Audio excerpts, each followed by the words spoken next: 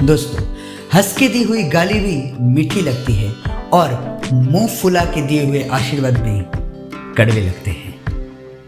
क्योंकि यहाँ पे आशीर्वाद या गाली का इंपॉर्टेंस नहीं है, पर इंपॉर्टेंस है हमारे शुद्ध भाव का।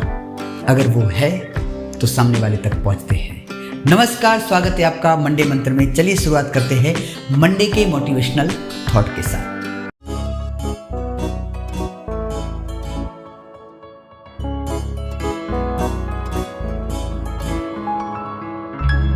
दोस्तों, आज बात करने वाले हैं गुजरात के एक विस्तार की, जिसे सौराष्ट्र कहा जाता है। वहां से जुड़ी हुई ये एक सत्य घटना। बात आज से कुछ 50 साल पहले की है। एक छोटा सा परिवार था जो खेती के साथ भी जुड़ा हुआ था और साथ में लकड़ी का भी काम कर रहा था।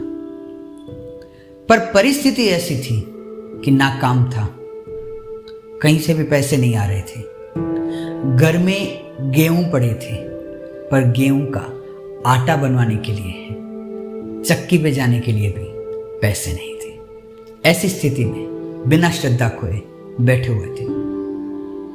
तभी अचानक गांव के मंदिर के एक पुजारी जो थे, वो हाथ में एक लकड़ी का टुकड़ा लेके आए और कहने लगे कि इस लकड़ी के टुकड़े में कुछ छेद कर दीजिए ताकि मैं अगरबत्ती इसमें रख सकूं। लड़का खुश हुआ कि चलो आज पैसे मिल जाएंगे और इस पैसे से कम आज की जो समस्या है वो तो टल जाएगी। उसने लकड़ी लेके अगरबत्ती के लिए छेद बनाने स्टार्ट किया। कुछ ही मिनटों के बाद काम कंप्लीट करके उन मंदिर के महंत को वापस दिया और वो पुजारी कहने लगे, कितना हुआ? वो लड़का कुछ कहे उससे पहले ही उसके बुजुर्ग पिताजी कहने लगे, अरे पंडित जी, कमाल करते हैं आप। भला भगवान के काम के भी कोई पैसे लेता है? रहने दीजिए, क्योंकि यहां पे बात है भाव की।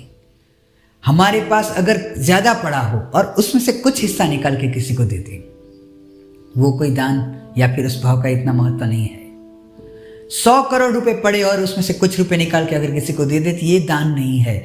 पर दान या फिर शुद्ध भाव तो उसे कहते हैं कि जब हमें पता है कि मेरे पास लास्ट ये 10 रुपए बचे हैं और वो भी किसी जरूरतमंद को दे दे, और वो देने के बाद अब मेरे पास कुछ नहीं बचा, इसका गम ना हो, इसका कोई शोक ना हो, पर किसी को कुछ दिया उसे काम आएगा, इस बात का हर्ष हो।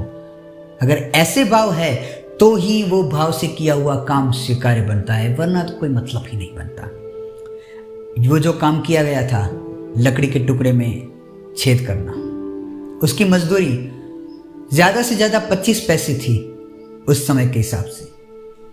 और वो 25 पैसे पिताजी के कहने की वजह से उस लड़के ने एक शब्द भी ना कहा। और वो मंदिर के पुजारी 2-4 कदम जैसे ही आगे बढ़े कि अचानक से रुके, अपनी पोटली में हाथ डाला और 1 रुपया निकाल के उस बच्चे के हाथ में थमा दिया और कहने लगे कि अगर भगवान के काम के पैसे नहीं होते तो भगवान का काम बिना पैसों के भी नहीं करवाया जा सकता। ये होती है श्रद्धा या धीरज का भाव।